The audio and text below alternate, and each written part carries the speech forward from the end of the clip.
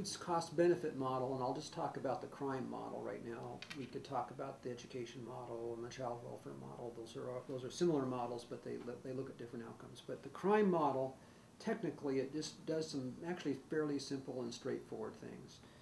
First, we just need to know whether something works or not. So that doesn't have anything to do with economics. That has to do with science and trying to determine whether, let's say, a therapeutic program in the juvenile system, or maybe education in the adult system, or a prevention program actually works to reduce crime outcomes. That's the first part. Just does something work or not? Once we do that, then we begin to ask the question, well, what's it worth to us to make, if we can find something that works?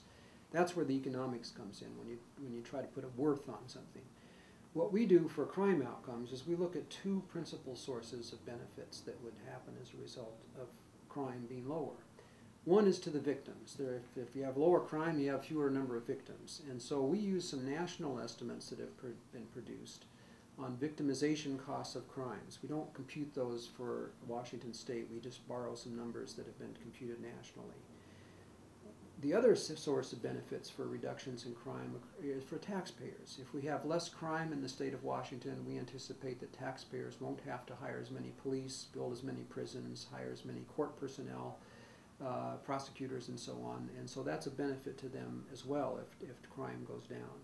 So there we have modeled the Washington system specifically, going through step by step by step how workload changes and what happens to budgets in the police agencies, in courts, in local adult and juvenile corrections, and in state juvenile and adult corrections. You have to go through that model somewhat painstakingly to try to come up with what we think are realistic variables that measure, if we can reduce crime with some program, how much money our Washington taxpayers are going to save.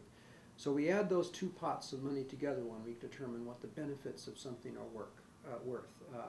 From the victim's perspective and from the taxpayer's perspective in the criminal justice system. And those two things together then form the benefits per participant in a program that we apply to that effect size that we talked about a minute ago, to something work or not. And that's how we get the benefit package for a intervention.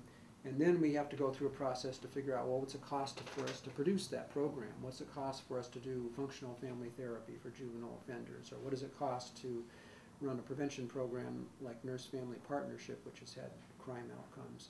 Or what does it cost for us to run a cognitive behavioral therapy program for adult offenders, say in the prison system? So there we go in and we do a special analysis of trying to figure out the actual cost to implement programs in the state of Washington.